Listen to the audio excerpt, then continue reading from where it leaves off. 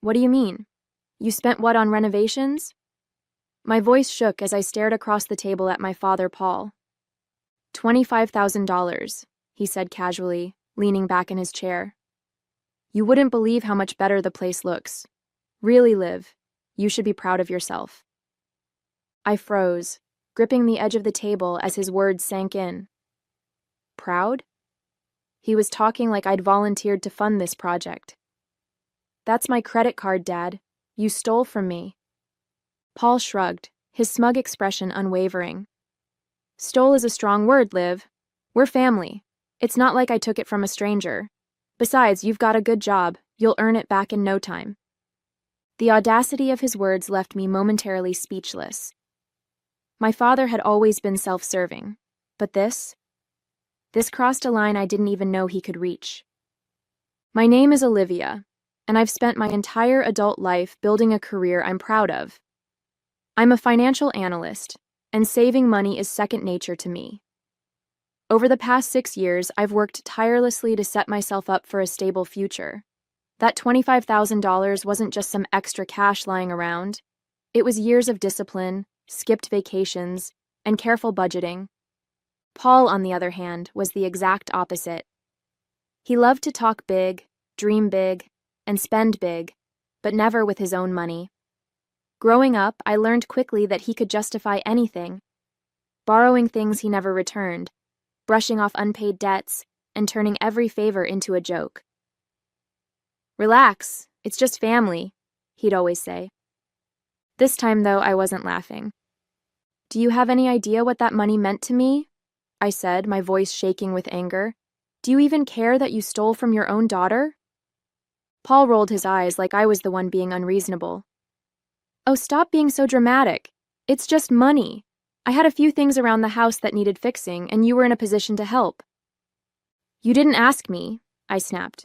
You stole my credit card without telling me. That's not helping. That's theft. Paul shrugged again, finishing off his wine. Well, what's done is done. No point in crying over spilled milk.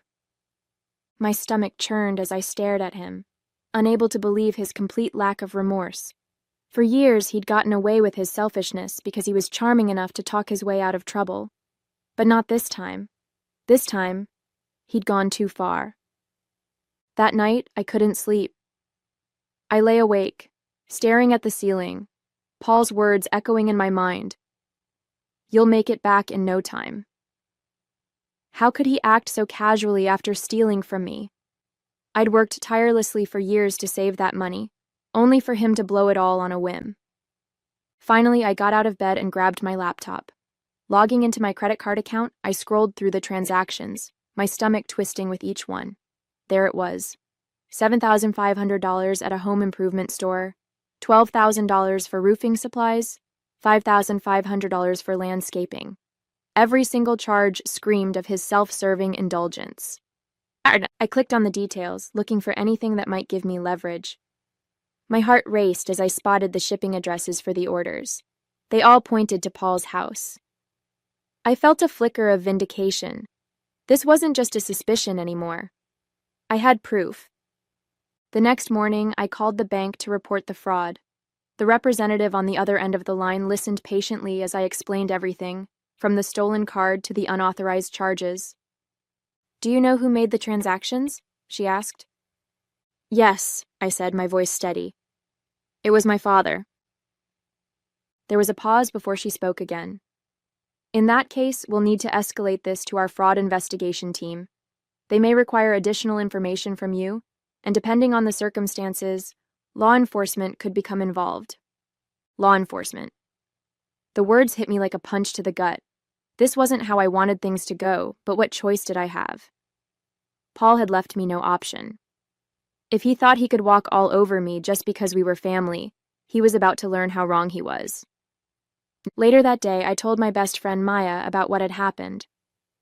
She listened quietly as I vented, her expression darkening with every word. That's beyond selfish, Liv, she said finally. You need to hold him accountable. He can't keep treating you like this.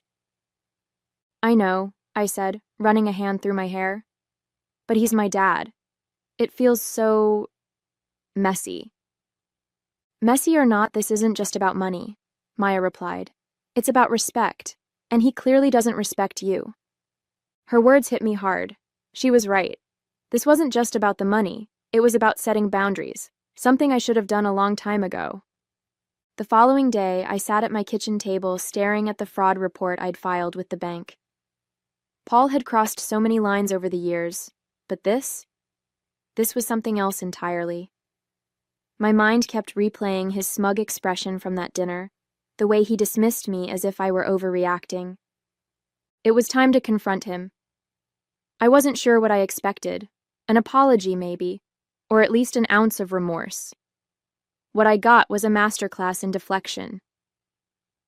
When I arrived at his house, Paul was outside admiring his freshly landscaped yard. "Looks good, doesn't it?" he said, beaming. "All thanks to you." My blood boiled. "Thanks to me?" I snapped. "You mean thanks to the $25,000 you stole from me?" Paul sighed, shaking his head like I was the unreasonable one. "Liv, we've been through this.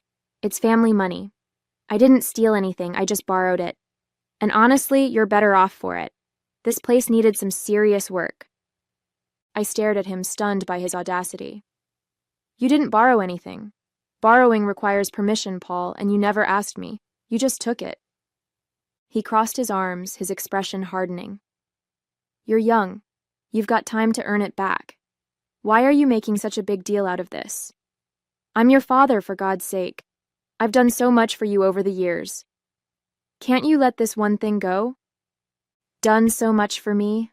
I repeated, my voice shaking. "Like what, exactly?" "You've been taking from me my entire life, Paul. This is just the first time you got caught." His face darkened. "Watch your tone," he warned. "You're being ungrateful. I didn't have to raise you, you know. I could have let your mom handle it all on her own." The words cut deep, but I refused to let him see me flinch. "Ungrateful? I'm the one who's had to clean up after your mistakes for years. I've forgiven you for so much, but this is too far." For the first time, Paul looked uneasy. "What are you saying, Liv? Are you really going to take this outside the family?" "I already did," I said firmly. "The fraud investigation is underway. The bank is involved. And if you think I'm going to back down, you don't know me as well as you think." The call from the bank's fraud team came early the next morning. I sat at my kitchen table, coffee in hand, as the investigator, Mr. Bennett, outlined the next steps. "We've reviewed the charges and the details you provided," he said. "Since the shipping addresses match your father's home, it's clear the transactions were unauthorized. We'll need a formal statement from you, and we'll likely escalate this to local authorities for further investigation." Hearing the words "local authorities" sent a wave of nerves through me. "Does that mean he could face charges?" I asked cautiously. "Yes," Mr. Bennett replied matter-of-factly. "It's theft. Plain and simple. The amount involved makes it a serious offense. It's up to the police to determine the exact course of action, but I'd recommend preparing yourself for that possibility." I thanked him and hung up, my hands trembling. This was really happening. For years, Paul had treated boundaries as suggestions, his charm and audacity allowing him to skate by without consequences. But now, his actions were catching up to him. I called Maya immediately to tell her what was happening. "He's going to lose it when the police get involved," I said, pacing the living room. "What if it ruins our relationship forever?" Maya didn't mince words. "Liv, what relationship? He's been walking all over you for years, and every time you let it slide, he just pushes further. This isn't about ruining anything, it's about protecting yourself." Her words hit me like a slap. She was right. I'd spent so much of my life trying to keep the peace, afraid to rock the boat, that I hadn't noticed how much of myself I'd sacrificed in the process. "I don't want to feel like this anymore," I admitted, my voice breaking. "Every time I stand up for myself, I feel like I'm the bad guy." "You're not the bad guy," Maya said firmly. "You're the one person holding him accountable. That takes courage, Liv. Don't let him make you feel otherwise." Her words stuck with me as I sat back down and stared at the fraud report on my laptop. This wasn't just about the money, it was about drawing a line in the sand. Paul needed to learn that actions have consequences, and if the only way to teach him that was through a fraud investigation, so be it. I picked up my phone and dialed Mr. Bennett back. "I'll file the statement today," I said. The fallout came faster than I expected. That evening, as I sat down to dinner, my phone lit up with Paul's name. I hesitated before answering, knowing full well this wouldn't be a pleasant conversation. "Olivia," he started, his voice sharp, "I just got off the phone with the bank. Are you serious about this? You actually filed a fraud report against me?" "Yes, Paul," I said firmly. "I did. You stole $25,000 from me. What did you think was going to happen?" His tone turned defensive. "I didn't steal it. I told you, it's family money. I was going to pay you back eventually, but now you've gone and made it a federal case. Do you have any idea what kind of trouble this could cause me?" "I didn't make this a federal case," I replied, my voice steady. "You did that the moment you took my credit card without permission. Actions have consequences, Paul." There was a long pause before he spoke again, his voice low and threatening. "You're being ridiculous. You're blowing this out of proportion just to prove a point. What's next? Are you going to drag me to court too?"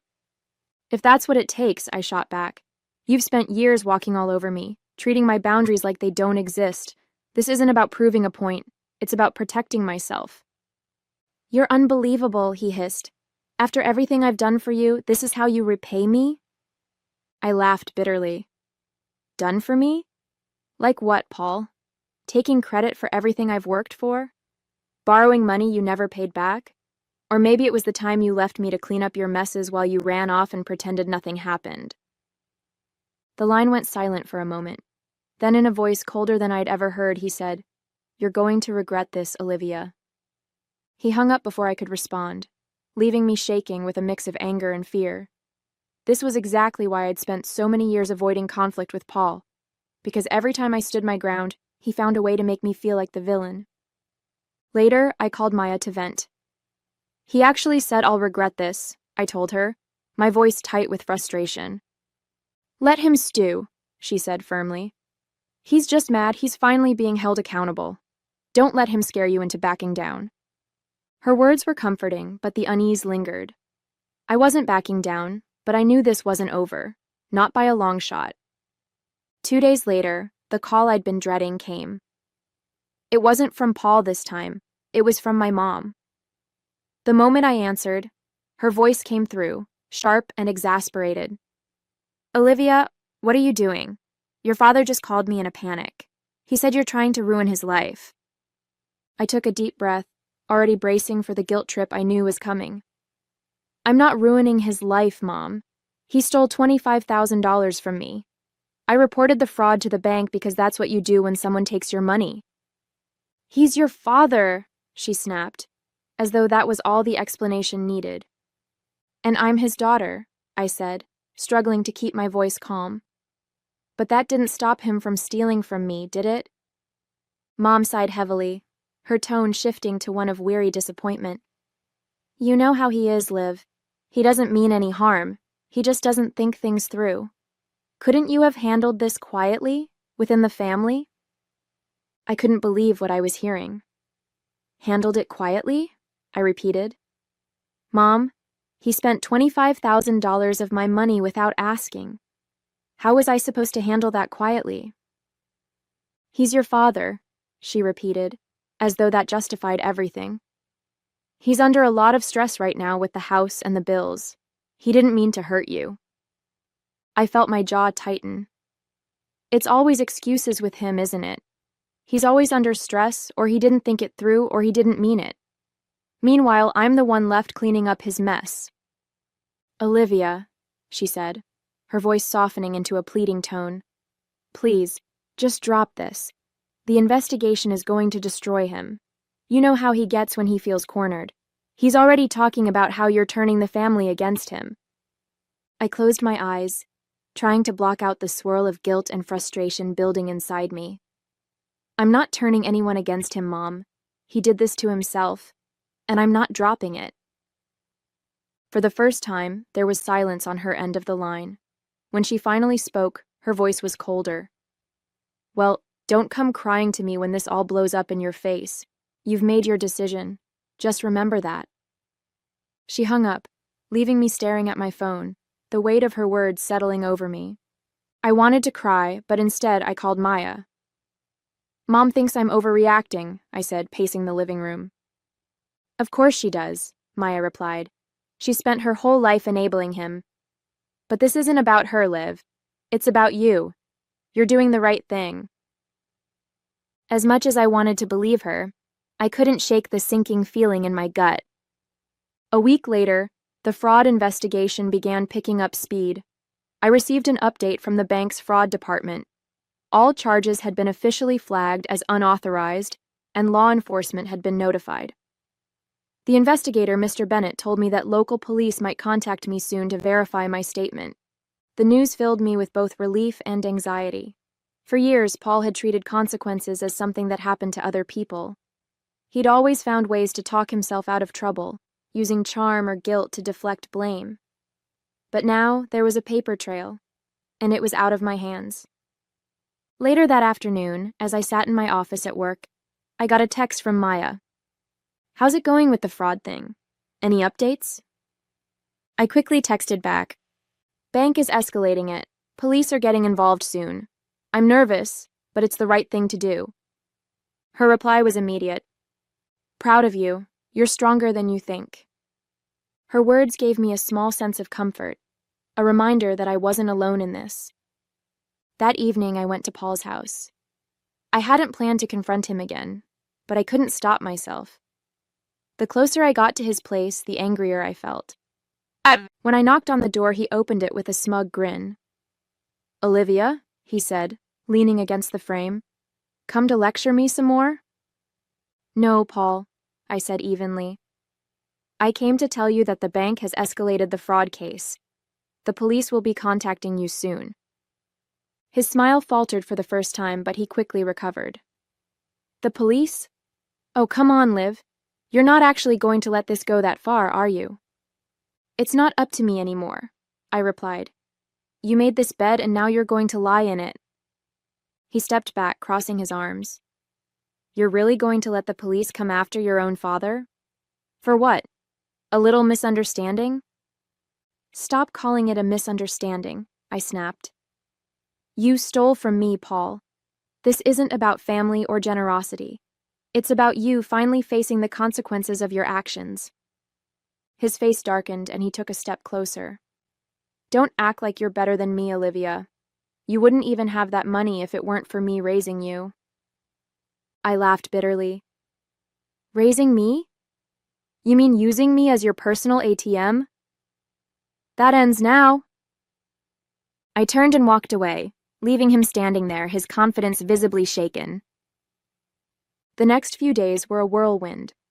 The police called to schedule a meeting, asking me to bring all relevant documents, including the fraud report and transaction history. Sitting in that small, sterile room at the police station felt surreal. As I handed over the papers, I couldn't help but wonder how Paul would handle being questioned by the authorities. "Thank you for your cooperation, Ms. Taylor," the officer said as I finished giving my statement. "We'll be contacting Mr. Taylor shortly to hear his side of the story." His side of the story. I almost laughed at the thought. Paul's version would undoubtedly be full of excuses and deflections, but this time, charm wouldn't save him. There was hard evidence tying the transactions to his address, and no amount of sweet-talking could erase the paper trail. That evening, I got a call from my mom. Her voice was sharp, more accusatory than the last time we'd spoken. "The police showed up at your father's house today. Do you have any idea how humiliating that was for him?" I sighed, bracing myself for another guilt trip. "Mom, I told you this was coming. He brought this on himself. I didn't force him to steal my credit card." She didn't seem to hear me. "He said you're trying to ruin his life, Olivia. How can you do this to your own family?" "I'm not ruining his life," I said firmly. "I'm holding him accountable. If he didn't want this to happen, he shouldn't have stolen from me. It's that simple."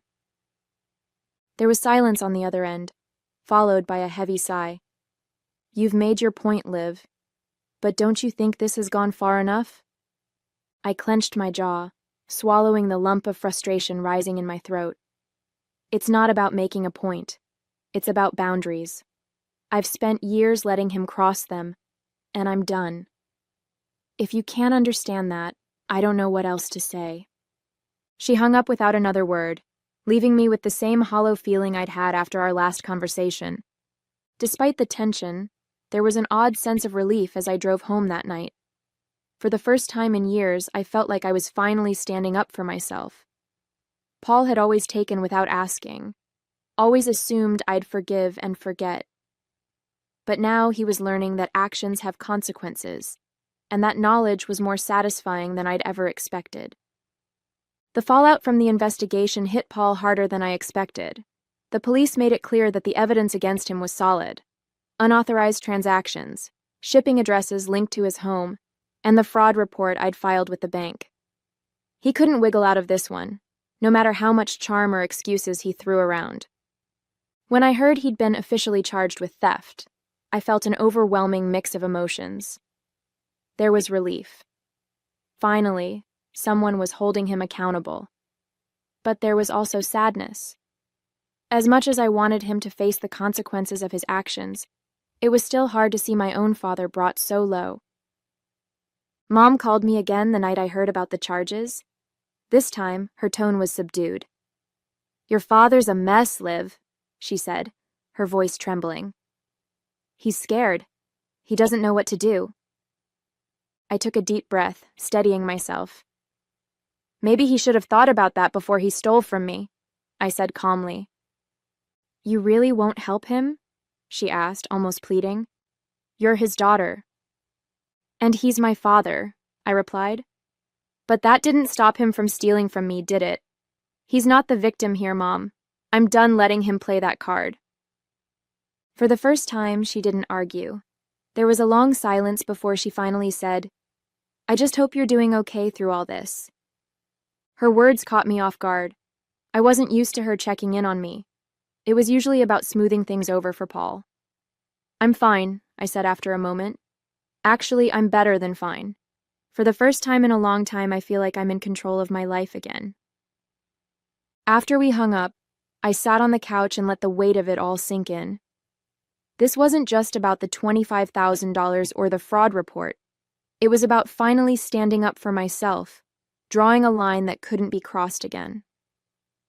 Paul had spent years taking advantage of my generosity and trust, and for the first time, I'd said, "No more." As difficult as the process had been, I felt a sense of closure starting to settle in. The guilt that had lingered for weeks was fading, replaced by something I hadn't felt in years: pride. The day I received the final update from the bank, I knew I'd made the right choice. They confirmed that the fraudulent charges had been reversed and the funds restored to my account. For the first time in weeks, I felt the knot in my chest loosen. I'd done it. I'd stood up to Paul, navigated the fallout with my family, and reclaimed what was mine.